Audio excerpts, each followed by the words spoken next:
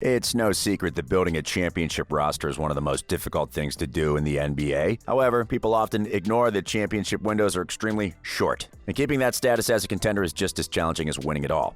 A couple of years is all it takes for a contender to lose its spot at the top of the standings. Think about this. 2 years is an eternity in the league, and there are more than enough time for a contender to fall from grace. 2 years after winning the 2013 title, the Miami Heat were out of the playoffs after making it to 4 straight finals. 2 years after winning it all in 2018, the Golden State Warriors were suddenly at the bottom of the standings following an outstanding 5-year run. And 2 years after making an improbable championship run, the Toronto Raptors are looking like a shadow of their former selves. Of course, not every situation is the same. Each of those teams had its unique issues. Still, they showed us how easy it is to fall from the top. But how is it that a contender can lose its magic after only a couple of seasons? Why are the Raptors playing so bad after almost making it back to the conference finals a few months ago? Most importantly, is there anything that they can do to fix things? Well, let's talk about it. The 2019 Raptors were arguably the most surprising team in the league since the 2011 Mavericks. Unlike any other championship teams in recent years, Toronto didn't have multiple star players to lead its offense. Their only star was Kawhi Leonard, and he was surrounded by many questions following a turbulent season in San Antonio. Still, even though his availability was limited, Leonard proved he was one of the best players in the league, and his objective was to help his team win. On the other hand, the Raptors made up for their lack of star power by having one of the deepest and most versatile supporting casts. Everyone found his role within the team, whether it was veteran leader Kyle Lowry, up-and-coming players like Pascal Siakam and Fred VanVleet, or mid-season addition Marc Gasol. Everyone made a beautiful fit. As a whole, the team was larger than the sum of its parts, and they proved their value by making it to the finals. Once there, they had a little luck since their rival lost 2 of its best players during the series.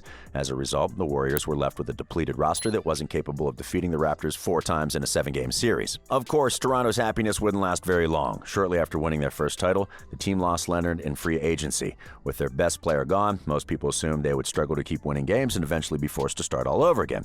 But as we all know, that wasn't the case. The Raptors managed to keep playing like one of the best teams in the league, and the emergence of Siakam and VanVleet gave them hope to have another deep playoff run.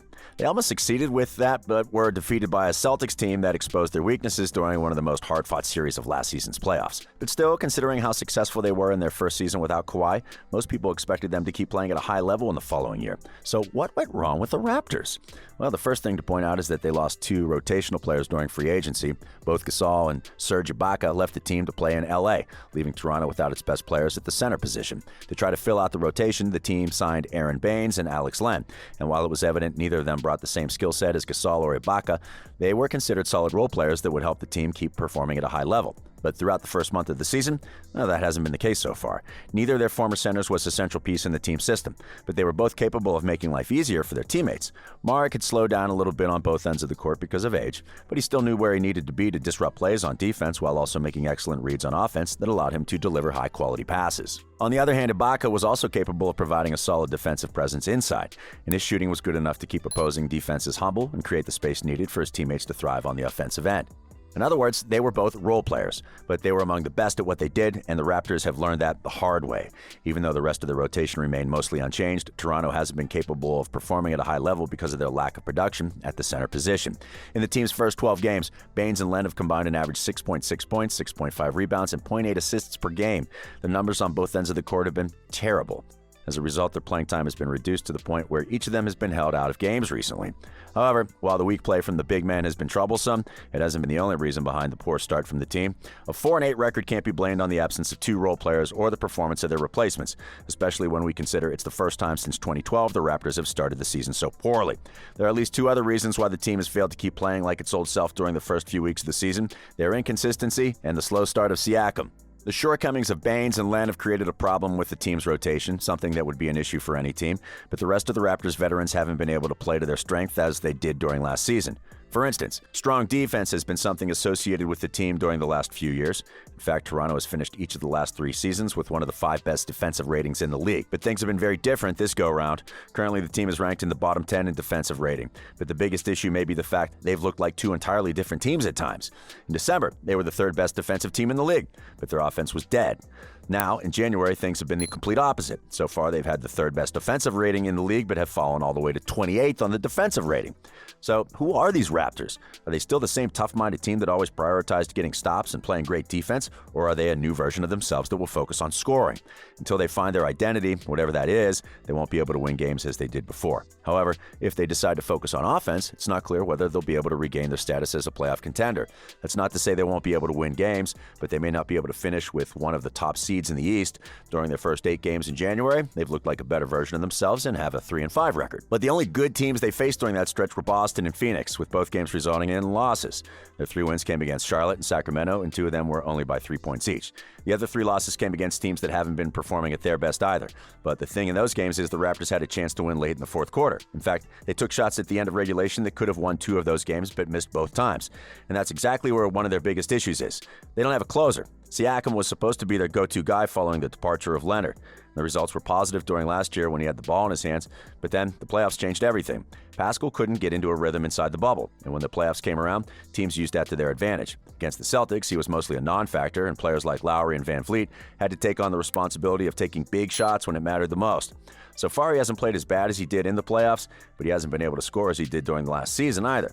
And he was the one who took and failed each of the shots that could have given the team the win against Portland and Golden State. In other words, Siakam hasn't been able to be their closer, and it's increasingly starting to look like he shouldn't be the one with the ball in his hands during late-game situations.